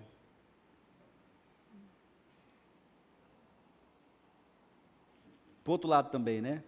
Bolsonaro bate na tua porta, completamente maltrapilho, morrendo de fome. Por favor, você tem um pão para mim? O que você faria? Eu sei que se eu perguntar isso na internet, hoje, eu vou ter várias respostas. Morre, desgraçado. Nós vivemos nesse ambiente, meus irmãos. Vocês estão aqui? Nós vivemos nesse ambiente. Não consinta isso, não se preste a isso, nem para cá, nem para lá. Não se ajunte com aqueles que se arvoram para chamar o outro de alcoólatra. Não faça isso, porque não é esse o seu papel. Você foi chamado para ter misericórdia, para amar o inimigo, para dar água para o seu inimigo, para interceder por ele, para que ele se arrependa. Se você não consegue fazer isso, então pelo menos entregue na mão de Deus, para ele fazer justiça. Deus está nas tuas mãos.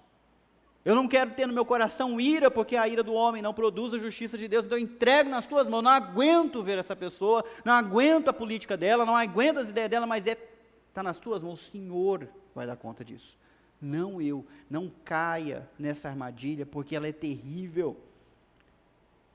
Isso vira uma coisa tão inflamada dentro do coração, que daqui a pouco você já não enxerga mais o ser humano como ser humano.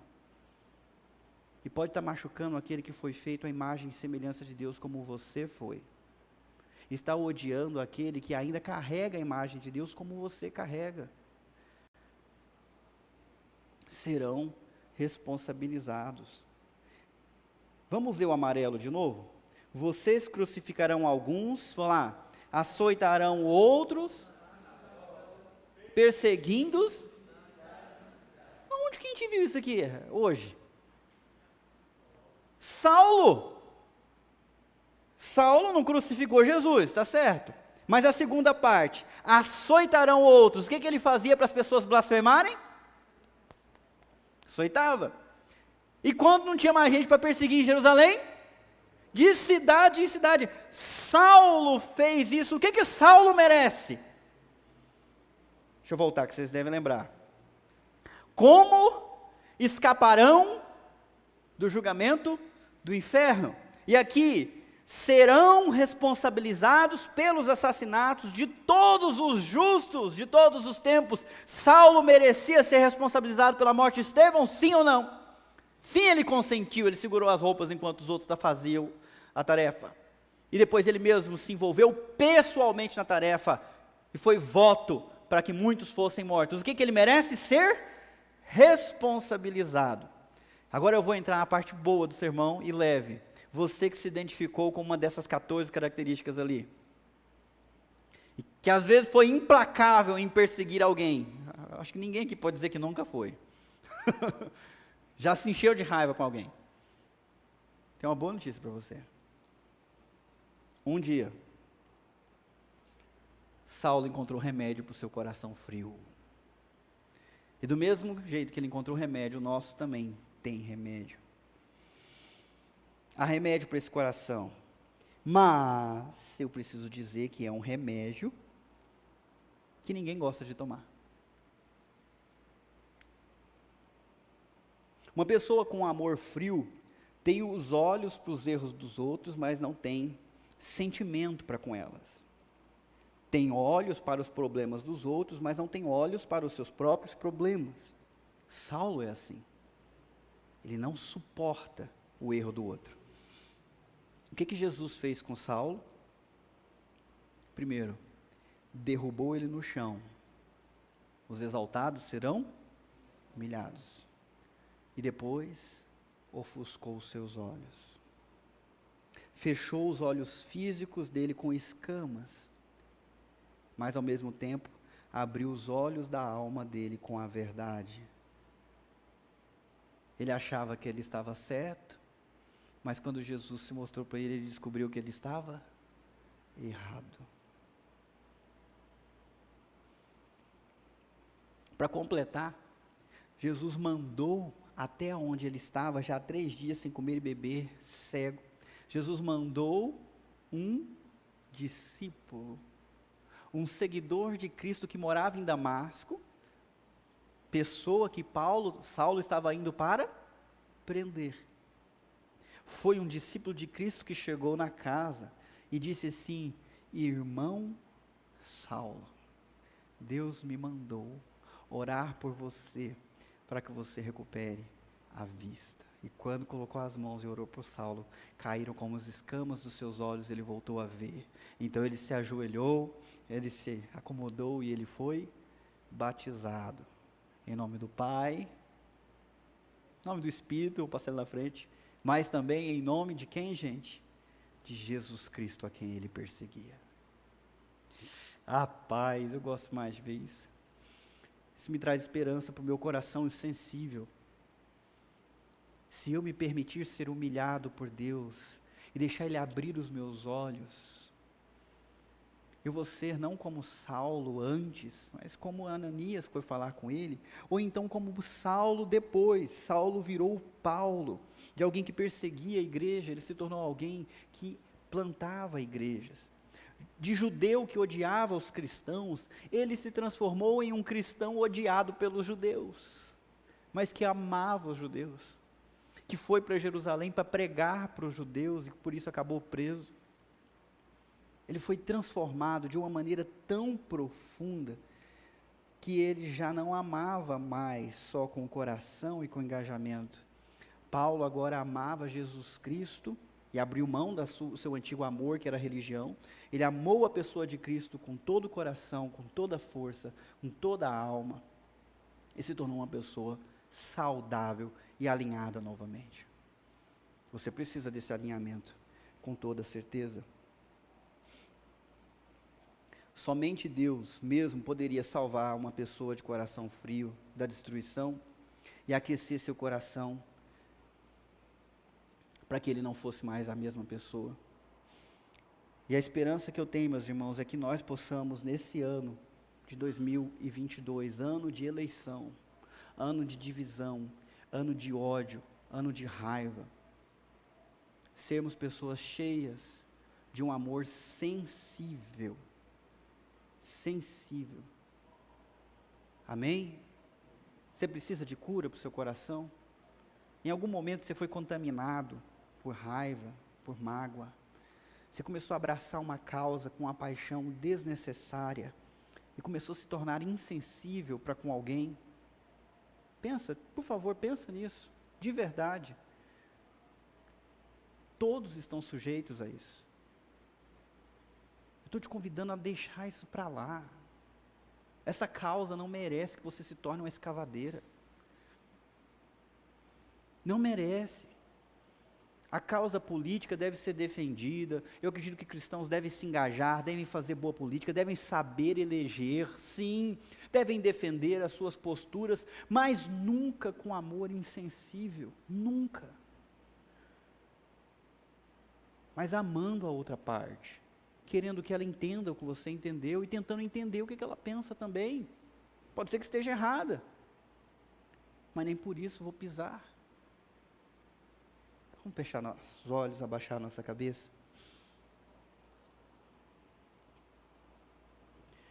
Senhor, assim como Isaías, nós vivemos numa época ruim. Nós habitamos no meio de um povo impuro, que tem um coração impuro, que tem os lábios impuros, cujas paixões são contaminadas com ódio, com raiva, que muitas vezes amam mais causas do que as pessoas, e que se sentem razoavelmente confortáveis em caluniar, em xingar, em ofender.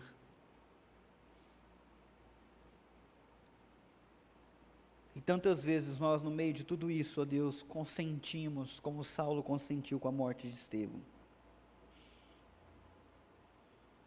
Tem misericórdia de nós. Hoje cada um de nós pensa em si. Diante da Tua palavra, nós queremos ser transformados. Queremos que o Senhor venha curar o nosso coração, Senhor.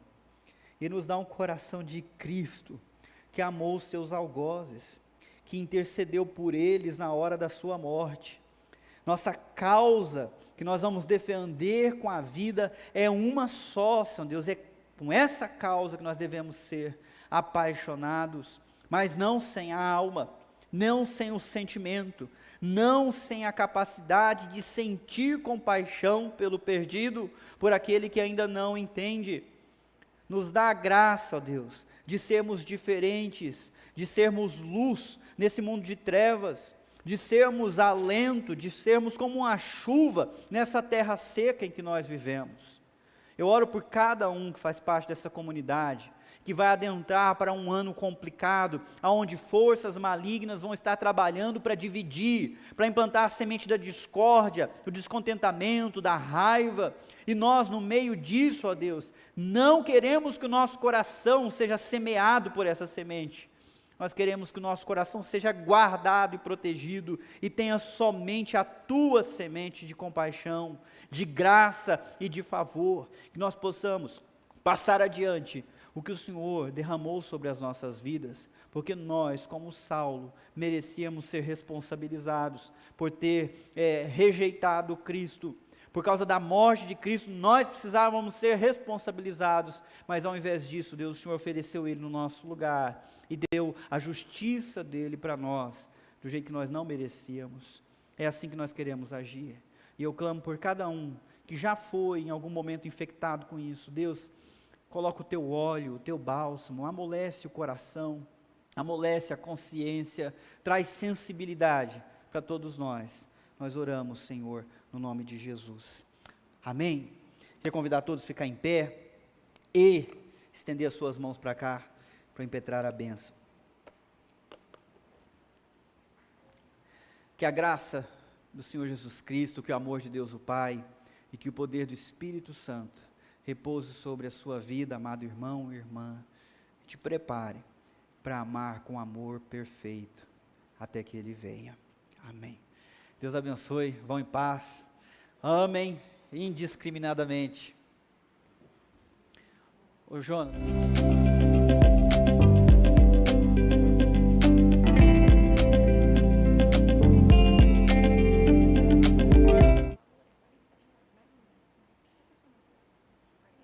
Qualquer valor, tá? É o seguinte, rapidinho, antes de vocês irem embora. No final do ano, nós estamos fazendo uma campanha para conseguir uma ave natalina para cada família aqui atendida pela nossa ONG, tá? Então, os funcionários estão correndo para conseguir isso e nós estamos convidando a igreja a participar. Você não só pode participar dando você uma ave natalina, mas a gente queria também o teu apoio para a gente conseguir mais gente para doar, porque nós temos que conseguir 210 é o seu. Tá? 400 aves natalinas. Não vamos pensar nelas, vamos pensar nas famílias. 400 nós precisamos levantar até... Quando, cara? Até 10 de dezembro. Posso contar com vocês?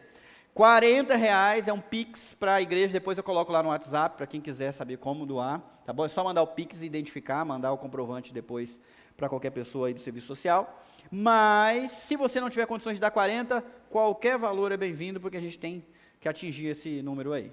Feito? Beleza, quando você for comprar, já compra 2.